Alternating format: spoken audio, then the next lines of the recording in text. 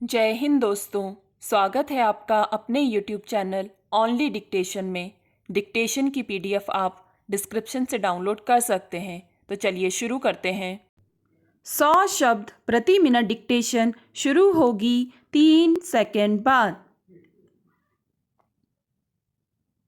बांग्लादेश और हिंदुस्तान के बीच 1972 से कारोबार संबंधी करार लागू रहे हैं। आज की ज़रूरत के आधार पर सड़क, रेल, जल मार्ग को दुरुस्त करना आवश्यक हो गया है। यदि मार्ग सुगम बन जाता है तो बांग्लादेश हिंदुस्तान के सड़क, रेल, जल मार्ग से अपना सामान नेपाल और भूटान भेज सकेगा और हिंदुस्तान बांग्लादेश के रास्ते से अपना सामान म्यांमार भेज सकेगा। इसका अच्छा असर पूरे क्षेत्र में दिखेगा। इसका मतलब यह हो सकता है कि भूटान, नेपाल और म्यांमार दोनों मुल्कों के सीमा पार सामान भेज सकेगा। यह सब दोनों मुल्कों के अंदरूनी द्विपक्षीय,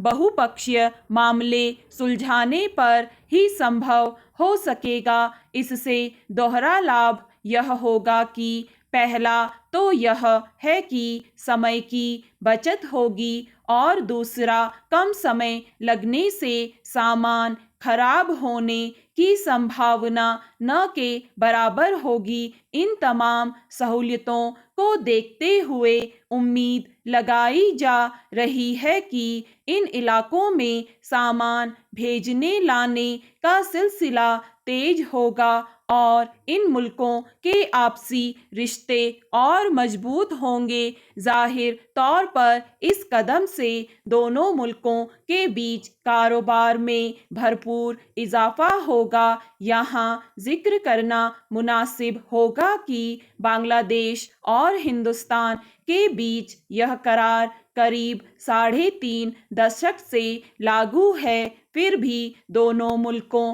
के बीच दो तरफा कारोबार घटता जा रहा है। यह अंदाज़ा इस बात से लग जाता है कि बांग्लादेश करीब 5 अरब अमरीकी डॉलर कीमती सामान हर साल आयात करता है और औपचारिक तरीके से लगभग इतनी ही कीमत का सामान हमारे बाजार में और उतरता है। इस प्रकार उम्मीद यह है कि इस ऐतिहासिक करार में सुधार फलस्वरूप बांग्लादेश वस्तुओं की हिंदुस्तानी बाजार तक पहुंच आसान हो जाएगी।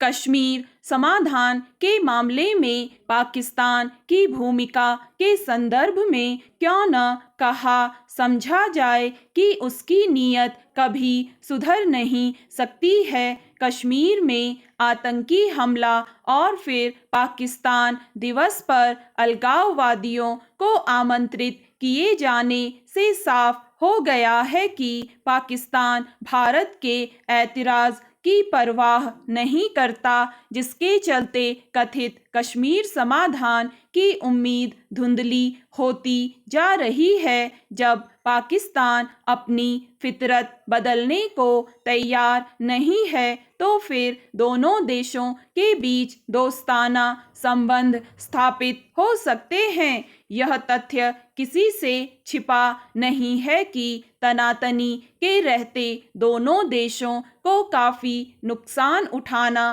पड़ रहा है। पाकिस्तान को यह बात समझनी चाहिए कि भारत के साथ दोस्ती उसके हक में होगी, क्योंकि भारत हर क्षेत्र में पाकिस्तान से बहुत आगे है।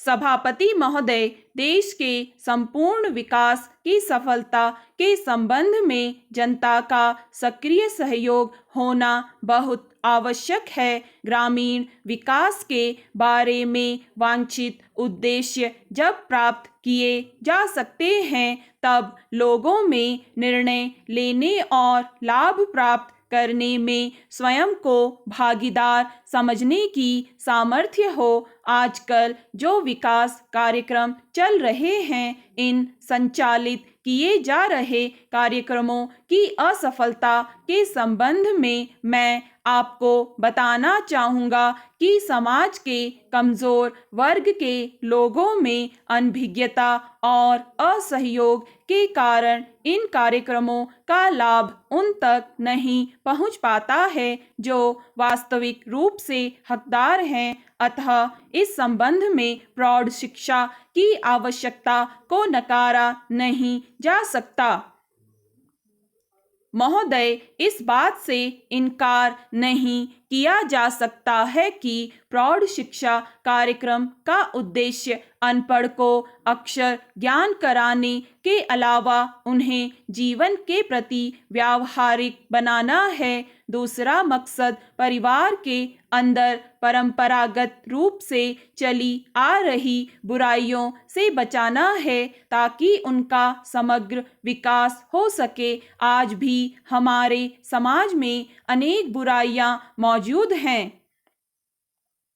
आज भी हमारा समाज बाल विवाह, नशाखोरी, जमाखोरी, काला बाजारी, मुनाफाखोरी, नफाखोरी, सूदखोरी, रिश्वतखोरी, घूसखोरी, चोर बाजारी, मिलावटखोरी, कर चोरी, दहेज प्रथा आदि से बुरी तरह से जकड़ा हुआ है। हमें प्रौढ़ शिक्षा के माध्यम से बुजुर्ग लोगों को इन परंपराओं से होने वाली हानियों से अवगत कराना चाहिए जिनसे वे प्रत्यक्ष रूप से जकड़े हुए हैं। मेरे विचार से इस कार्यक्रम का प्रमुख पहलू सामाजिक चेतना जगाना भी हो सकता है। प्रौढ़ शिक्षा केंद्रों के माध्यम से यह प्रयास किया जा सकता है कि सरकार के माध्यम से संचालित हो रही गतिविधियों की जानकारी ज़्यादा से ज़्यादा उन तक पहुंच सके।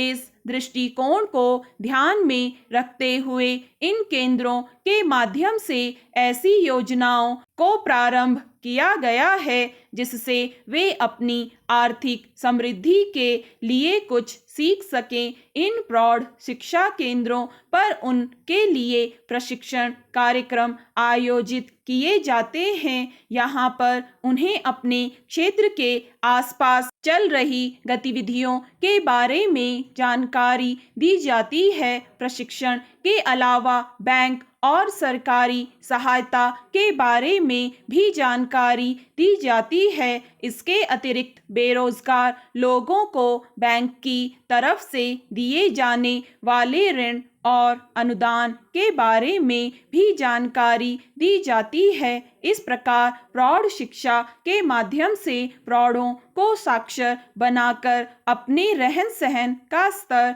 ऊंचा उठाने में सक्रिय भाग लेने हेतु उत्साहित किया जाता है। स्टॉप। दोस्तों, अगर आपको ये डिक्टेशन पसंद आए तो लाइक करें, सब्सक्राइब करें और अपने दोस्तों के साथ भी शेयर करें।